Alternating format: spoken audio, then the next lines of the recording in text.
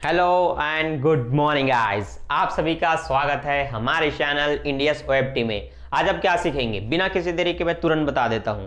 आज आप सीखेंगे कक्षा 12वीं का यूनिट 2, जिसका नाम है अंश और ऋण पत्र। तो अंश तो मैं बता चुका हूं, अब मैं आपको ऋण पत्र बताने जा रहा हूं। शुरू से क्रियात्मक प्रश्न, अगर आपने अब तक नहीं जाना ऋण पत्र क्या है, कुछ भी नहीं जानते, आज जान जाओगे क्या होता है ऋण पत्र। लेकिन उससे पहले मुझे उम्मीद है आपने कंपनी में अंश पढ़ लिया होगा। नहीं पढ़ा है, दोनों को एक साथ समझना चाहते हैं, क्या है दोनों में अंतर, तुरंत जा करके डिस्क्रिप्शन में देखो, मैंने एक वीडियो अपलोड किया है जिसमें ऋण पत्र और अंश दोनों को मैंने एक साथ समझाया। दोनों का प्रीमियम, दोनों का बट्टा, दोनों का अवशिष्ट याचना, सब कुछ एक साथ। चीजें काफी सरल हैं, देखेंगे तभी समझ में आएगा। अब आपको मैं बताने जा रहा हूं ऋण पत्र का पहला क्रियात्मक प्रश्न। उसके साथ साथ आज जितने भी प्रश्न हो सके हम एक वीडियो में कवर करेंगे। तो बिना किसी देरी के मैं स्टार्ट करता हूं, आप भी बुक और कॉपी निकाल करके बैठिए।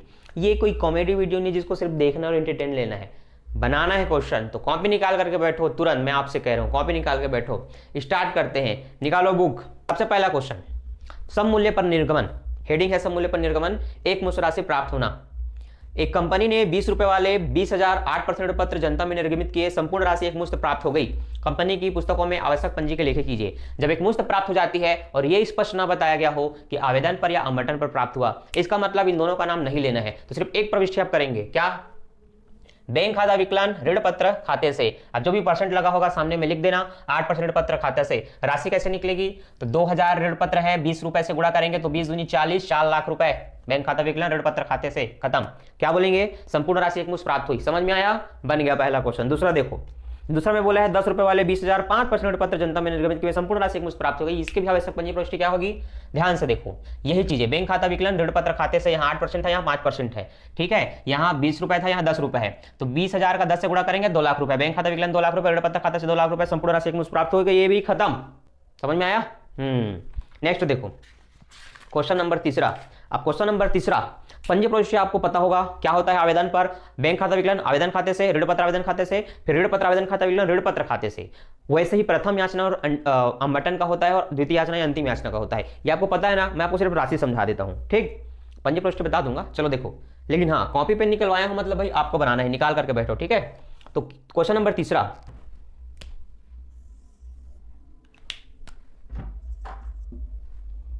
तो क्वेश्चन नंबर तीसरा में कहता है 100 रुपए वाले 4,000 6% ऋण पत्र। 100 रुपए वाले 4,000 6% ऋण पत्र, ठीक है भैया। हाँ, ये किस पर डिवाइडेड है? तो आवेदन पर 10 रुपए,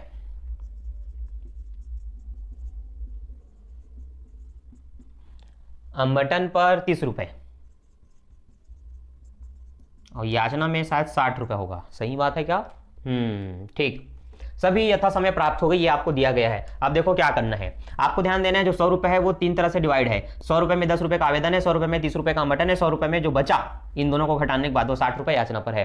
गुणा कैसे करेंगे? तो देखिए, आवेदन की राशि अगर आप निकालना चाहते हैं कितना होगा, तो सिंपल सी बात है, 10 रुपए का है ये, और उसमें आपको गुणा करना है ऋण पत्रों की संख्या जो कि है 4,000। 4 दहम 40, मतलब कह सकते हो 4 लाख। कितना कह सकते हो? नहीं यार, 40,000 होगा। कितना होगा? 40,000 होगा, 40,000, ठीक। तो आप कह सकते हैं 40,000 रुपए। अब आवंटन की निकालेंगे, तो आवंटन का हो जाएगा 30 गुणा 4,000, तो 4 तिया 12, मतलब 120, 3 जीरो का 3 जीरो, मतलब 1,20,000 रुपए, ठीक है। ओके, अब आप निकाल लेते हैं याचना का। तो याचना का है 60 गुणा 4,000, तो 4 छक्का 24, 3 जीरो का 3 जीरो, मतलब ये 2,40,000, ठीक है। अब देखो डायरेक्ट इनको गुणा करके देखो, 4,000 गुणित 100, तो ये हो जाएगा 4 लाख। अब इनको जोड़ करके देखो 4 लाख हो रहा है कि नहीं, तो देखो 2 और 1 3, 3 लाख हुआ, 40 40 80 और 20 1 लाख रुपए, मतलब कुल मिला के ये 4 लाख रुपए हो रहे हैं। अब पंजी प्रविष्टि आपको स्पष्ट रूप से पता है क्या होता है। देखो, आवेदन में आपको करना है बैंक खाता विकलन ऋण पत्र आवेदन खाता से 40,000 40,000। सेकंड एंट्री भी इसका कर लेंगे, वहां भी वही होगा। आवंटन में आप क्या करते हैं? ऋण पत्र आवंटन खाता विकलन ऋण पत्र खाते से, तो वहां पर आपको 1,20,000 लिखना है। प्रथम याचना में आएंगे तो आपको लिखना है प्रथम याचना खाता विकलन ऋण पत्र आवंटन खाता से, इस तरह से 2,40,000 रुपए। तो इसकी तीनों प्रविष्टि तो आपको पता होगा, बुक में देख के आप कर सकते हैं, बहुत ही कॉमन चीज है। तो ये आप कर लीजिए, मैं आपको राशि बता दिया, सिंपल हो गया। अब देखो अगला प्रश्न है 4। एक कंपनी ने 2000 5% ऋण पत्र, 10 रुपए आवेदन, 40 रुपए आवंटन, शेष याचना पर भुगतान किया। ठीक है, चलो उसका भी राशि निकाल लेते हैं। क्वेश्चन नंबर 4, 100 रुपए वाले 2000,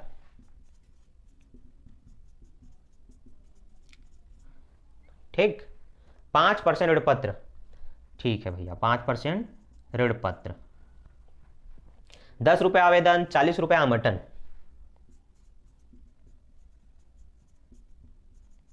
40 रुपए आवंटन। हाँ तो जो बचा होगा याचना पे गया होगा, अंतिम याचना पर गया। ठीक है, तो जो शेष है वो अंतिम याचना पर है। ठीक, चलो राशि निकालते हैं। अब आपको पता चल गया होगा किस तरह से निकालना है, तो देख लो। 100 रुपये में 10 रुपये आवेदन में चला गया, 40 रुपये आवंटन में चला गया, तो कुल मिलाकर 50 चले गए। तो 50 जो बचा वो किस पर है, याचना पर है। तो आप कह सकते हैं कि इसका है फिर 85 रुपये। अब आपको गुणा कर राशि निकालना है। तो आवेदन का अगर आप पहले निकालना चाहेंगे तो 10 गुणा 2000 करना है, क्योंकि ऋण पत्रों की संख्या कितनी है, सिर्फ 2000 है। तो ये हो जाएगा 20,000 रुपये। क्लियर, ठीक है। उसी प्रकार आप आवंटन का निकालना चाहेंगे तो वो है 40, जिसका आप गुणा करेंगे 2000 से। तो 40 दूनी 80, 3 0 का 3 0, ये हुआ 80,000 रुपये। ठीक है, अब जो अंतिम याचना है, ठीक है, उसका है 50 रुपये, जिसका आप अगर 2000 से गुणा करते हैं तो 50 दूनी तो पहले 100 हो जाएगा, 3 0 का, इसका 3 0 रहेगा। तो ये हुआ कुल मिलाकर के 2 लाख रुपए। कितना हुआ, 2 लाख रुपए। ऐसे में भी आप 2000 और 100 का गुणा करेंगे तो 2 लाख ही हो रहा है। एंट्री क्या होगा पूरा बता देता हूं। बैंक खाता विकलन 20,000 रुपए, ऋण पत्र आवेदन खाता से 20,000 रुपए, ऋण पत्र आवेदन खाता विकलन 20,000 रुपए, ऋण पत्र खाता से 20,000 रुपए, ऋण पत्र आवंटन खाता विकलन 80,000 रुपए, ऋण पत्र खाता से 80,000 रुपए, बैंक खाता विकलन 80,000, ऋण पत्र आवंटन खाता से 80,000 रुपए, ऋण पत्र प्रथम अंतिम याचना खाता विकलन 1 लाख रुपए, ऋण पत्र खाता से 1 लाख रुपए, बैंक खाता विकलन 1 लाख रुपए, ऋण पत्र अंतिम याचना खाता से 1 लाख रुपए।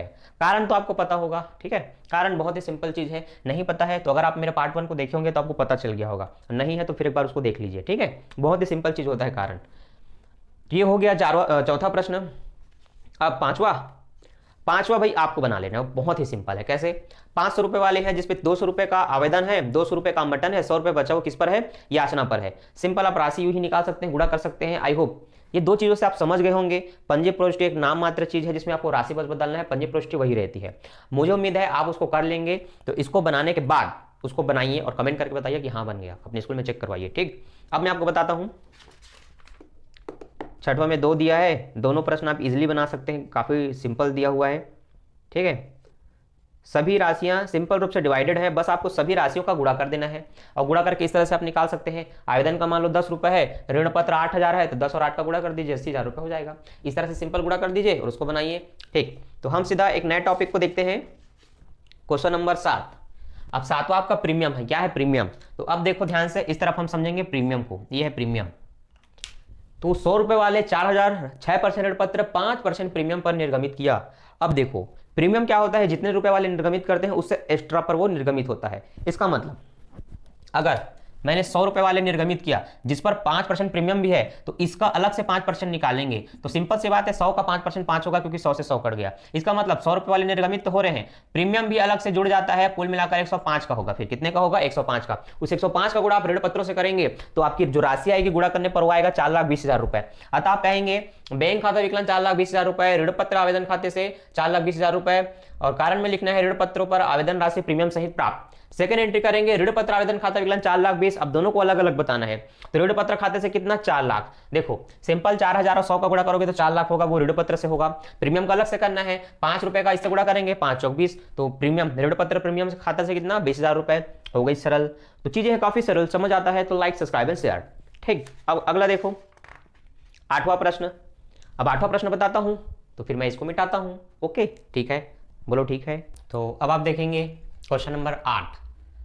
तो देखो 100 रुपए वाले 10,000, 10% ऋण पत्र, 5% प्रीमियम पर निर्गमित है। इसका मतलब 100 रुपए का 5% सिर्फ 5 रुपए होगा। ठीक है, अब वो 5 रुपए किस में शामिल है ये देखना है।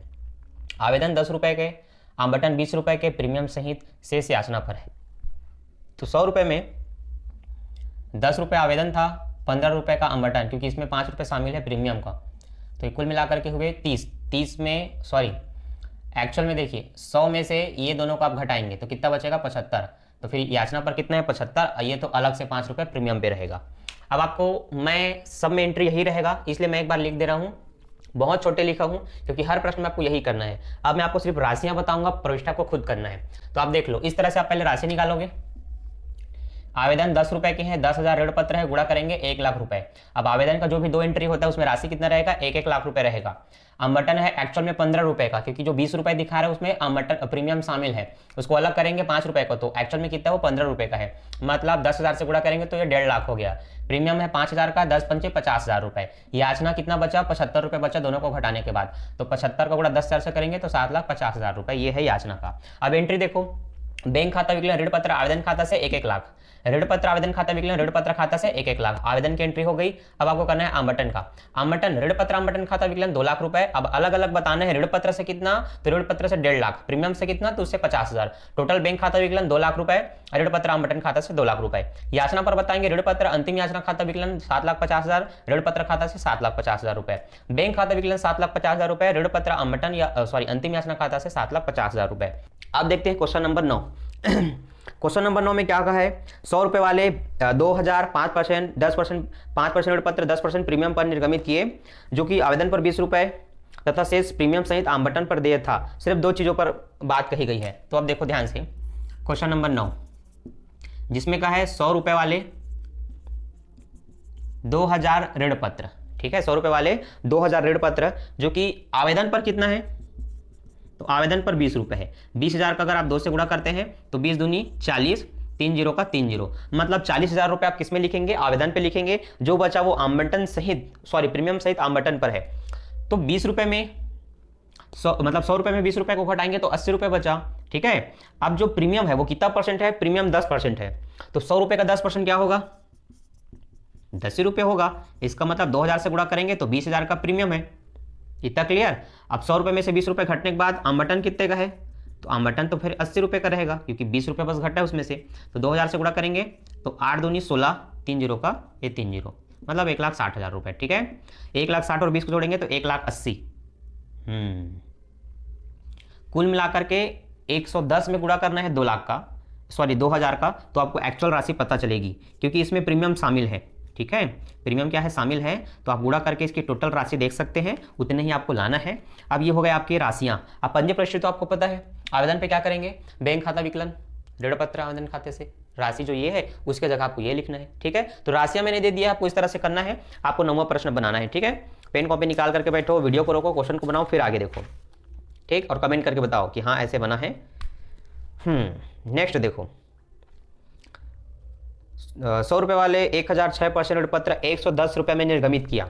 अब 110 में निर्गमित किया, भले प्रीमियम नहीं बताया, लेकिन आप समझ गए। 100 रुपए वाले को अगर 110 में निर्गमित करें मतलब 10 रुपए प्रीमियम का है उसमें, तो आवेदन पर 5 रुपए प्रीमियम सम्मिलित, आवंटन पर 5 रुपए प्रीमियम सम्मिलित, और प्रथम याचना व अंतिम याचना पर 50 रुपए, ठीक है। तो 30-30 रुपए जो आवेदन और आवंटन के हैं उसमें प्रीमियम शामिल है। मतलब अगर हम 5-5 रुपए उसमें से अलग कर दें तो 25 रुपए का आवेदन, 25 रुपए का आवंटन, 25-25 कितने हुए, 50 हुए। उस 50 में आप याचना का 50 जोड़ेंगे तो 100 रुपए हो रहा है, और वो एक्स्ट्रा 5-5 रुपए 10 रुपए मिलाकर के प्रीमियम। तो इस तरह से उनकी राशि हुई है। अब राशि एक्चुअल में कैसे निकालना है तो चलो मैं बता देता हूँ। 10, जिसमें देखिए 110 रुपए वाले पर निर्गमित किया, परंतु आपको पहले बताया है 100 रुपए वाले थे, ठीक है। कितने ऋण पत्र थे, 1,000 ऋण पत्र, ठीक है। 1,006% ऋण पत्र। अब देखिए आवेदन के बारे में क्या बोला, 30 रुपए का है, परंतु 5 रुपए प्रीमियम सहित, ऐसा बता दिया स्पष्ट रूप से, ठीक है।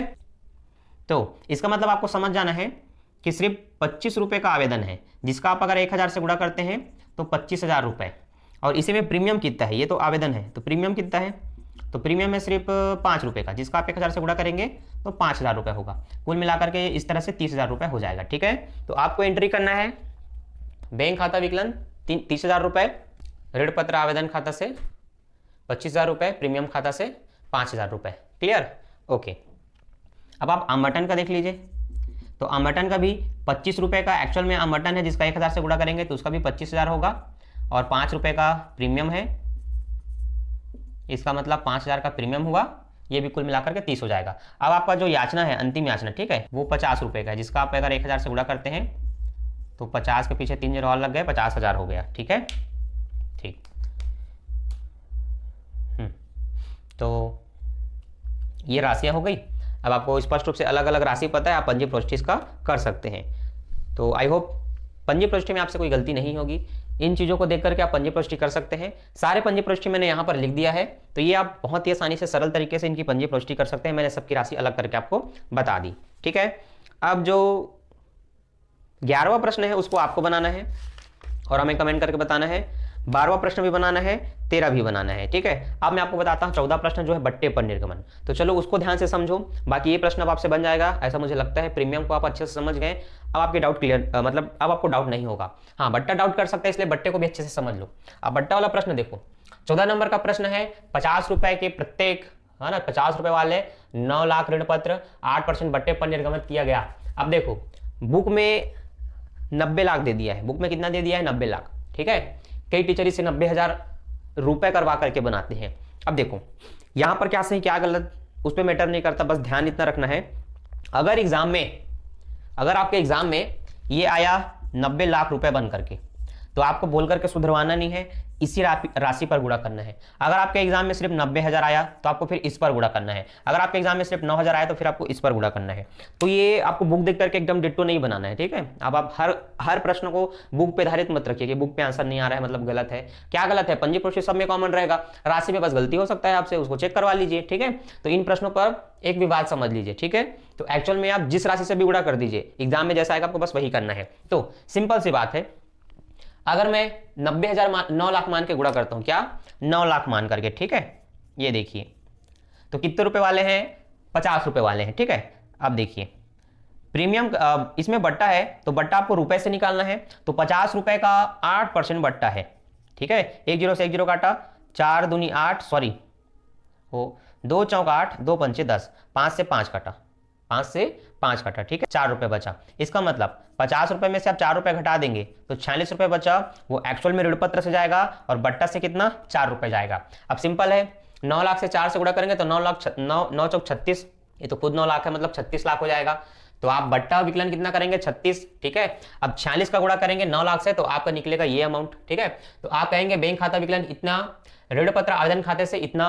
ये कैसे निकला मैंने बता दिया, 46 गुणित 9 लाख का अगर आप करेंगे, अगर आप 90,000 से करेंगे तो आपको यही चीजें सेम निकलेगी, बस इधर से 1 0 कम हो जाएगा, ठीक। ऋण पत्र आवेदन खाता विकलन इतना, ऋण पत्र बट्टा खाता विकलन इतना, ऋण पत्र 9% ऋण पत्र खाते से ये अभी कई करोड़ में आंसर है। अब डिपेंड करता है कि आपके टीचर आपको 90,000 करवा बना रहे हैं कि 9 लाख, ठीक है। आपको बस इतना ध्यान रखना है, मैं सही वो सही ये आपको नहीं देखना है, आपको देखना है आपका एग्जाम में क्या अमाउंट आता है, एग्जाम में जो अमाउंट आएगा उससे आपको निकाल लेना है। ये क्लियर हुई। इसमें आपको सीखना क्या है? इसमें सीखना बस ये है कि अगर आपको बट्टा का परसेंट मिले तो जो रुपए होता है उसमें से आप बट्टा के रुपए अलग करेंगे और उसमें से घटा देंगे और उस बट्टे को अलग से एंट्री दिखाएंगे। और जब आप पहले एंट्री करते हैं बैंक खाता विकलन, तो वहां पर ध्यान रखना है बट्टे की राशि घट के आती है। इसका मतलब अगर आप 9 लाख में 50 का गुणा करेंगे तो फिर तो अमाउंट इतना आएगा, लेकिन बैंक में कितना है? देखो बैंक में कम अमाउंट है। इसका मतलब जो 4 रुपए निकला 9 लाख का गुणा करने के बाद वो घट करके बैंक में जाता है, बस इतना याद रखना है, ठीक है। ओके, नेक्स्ट प्रश्न देख लो। नेक्स्ट प्रश्न में और चीजें क्लियर हो जाएंगी। तो अगला जो हमारा प्रश्न है वो है 25 रुपए वाले 20,000 10% ऋण पत्र 5 रुपए प्रति बट्टे पर निर्गमन। अब यहां पर परसेंट नहीं है पर स्पष्ट बता दिया है कितने रुपए का बट्टा, तो 5 रुपए का बट्टा, ठीक है। देखो 25 रुपए में से 5 अलग कर दो तो एक्चुअल में कितने रुपए? 20 रुपए। 20 का गुणा करो, 20 दूनी 40 हो गया बैंक खाता विकलन 4 लाख रुपए। 5 रुपए का बट्टा तो बट्टा खाता विकलन 5 गुणित 20,000 मतलब 1 लाख रुपए। ऋण पत्र खाता से कितना? 5 लाख रुपए। ये हो गया ऋण पत्र का सिंपल एंट्री। अब ऋण पत्र के जितने भी क्वेश्चन है आई होप आपसे सब बन जाएंगे। तो 16 नंबर का बताता हूं, जब राशि किस्तों में प्राप्त हो तो 15,000 7% ऋण पत्र, क्वेश्चन नंबर ये 15 हो गया, अब 16, ठीक है। 15,000 7% ऋण पत्र 5% बट्टे पर निर्गमित किया गया, 5% बट्टे पर निर्गमित किया गया, ठीक है। अब क्या क्या बट्टा है भाई इसमें? इन रकम पर 25% आवेदन, 20% अंबटन शेष याचना पर है। बताओ, अब इनको भी परसेंट में देने लगा। तो आवेदन के बारे में बोला है 25%, अंबटन के बारे में बोला है 20%, 20%, ठीक है। चलो निकाल लेते हैं। कितने रुपए वाले हैं वैसे? 100 रुपए वाले हैं, ठीक है, 100 रुपए वाले, ठीक है भैया। चलो अब कार्यविधि करते हैं। तो आपको इस तरह से निकालना है, 100 रुपए में से 25% क्या है? आवेदन है। 100 से 100 कटा, सिर्फ 25 रुपए का आवेदन है, ठीक है। उसी 100 रुपए में से 20% आम बटन है, 100 से 100 कटा, सिर्फ 20 रुपये आम बटन है। ठीक है, ठीक। 100 रुपये में 5 रुपये का बट्टा कट गया, 95 रुपये बचा। ठीक है, उसमें से ये दोनों मिला करके 45 हो गए। कितना हो गए? 45। 5 से 5 घटा, 90 में 40 जाएगा, 50 बचा। अतः आप कह सकते हैं 50 रुपये याचना पर है और याचना का अमाउंट कितना है, सॉरी कुल ऋण पत्र कितने हैं? 15। 15 पंचे 75, 15 पंचे 75। तो आप 50 गुणित 15,000 करेंगे तो 15 पंचे 75, ये आपका अमाउंट निकलेगा। और बाकियों का पता है, आवेदन का निकालेंगे तो 25 गुणित आपको कितना करना है? 15 करना है। तो देखिए 25 पंचे 125 की 5 हासिल है 12, 25 से कम 25, 25 और 12 37, इतना हुआ। अब आप आम बटन का करेंगे तो आम बटन का 20 है, जिसका आप 15 से गुणा करते हैं तो 15 दूनी 30। ठीक है, तो ये हुआ आपका आम बटन का। क्लियर? तो 3 अमाउंट रहेगी, आवेदन का 3,75,000 रुपये, आम बटन का 3 लाख रुपये, इसका 7,50,000 रुपये। तो सभी की राशि मैंने अलग अलग करके बता दी। आपको याद ये रखना है कि जो बट्टा है उसको आम बटन के साथ एंट्री करना है। तो जब आप एंट्री करेंगे ऋण पत्र आम बटन खाता विकलन, तो आपको लिखना है 3 लाख रुपए। कितना लिखना है? 3 लाख रुपए। फिर आपको लिखना है ऋण पत्र बट्टा खाता विकलन 5 गुणित 15,000 मतलब 75,000 रुपए। फिर आपको लिखना है कुल ऋण पत्र खाता से 3,75,000 रुपए। जब आप आम बटन की दूसरी एंट्री करेंगे बैंक खाता विकलन, तब आपको सिर्फ 3 लाख रुपए का एंट्री करना है। बैंक खाता विकलन 3 लाख, ऋण पत्र आम बटन खाता से 3 लाख। ये इंपॉर्टेंट बात थी जो मैंने बता दी। बाकी का जो राशि दिया बस उसका वैसे प्रविष्टि होगा। तो अब आपसे ऐसे प्रश्न बन जाएंगे। बस ध्यान में क्या रखना है, जब बट्टे को स्पष्ट रूप से ना बताए किसमें शामिल है तो आम बटन में उसको ऐड करना है। और आम बटन का एक्चुअल रुपए रहेगा वो बिल्कुल वही रहेगा, उसमें कोई बदलाव नहीं होगा। अगर बोले कि 35 रुपए में बट्टा शामिल है आम बटन में या 20 रुपए में बट्टा शामिल है, तो फिर उसमें से बट्टा का रुपए अलग कर देना है। और ऐसा कुछ ना बोले तो बट्टे की प्रविष्टि इसी में होगी, लेकिन राशि को नहीं काटना है, अलग से जोड़ देना है। डाउट हुआ क्लियर? तो लाइक, सब्सक्राइब एंड शेयर। मिलते हैं पार्ट 2 में इसके बाकी के प्रश्नों के साथ। अगर आपको वो टाइम पर चाहिए तो चैनल को सब्सक्राइब, वीडियो को लाइक और दोस्तों के साथ शेयर जरूर करें। मैं मिलता हूं नेक्स्ट वीडियो में, तब तक के लिए बाय बाय बाय। वेलकम।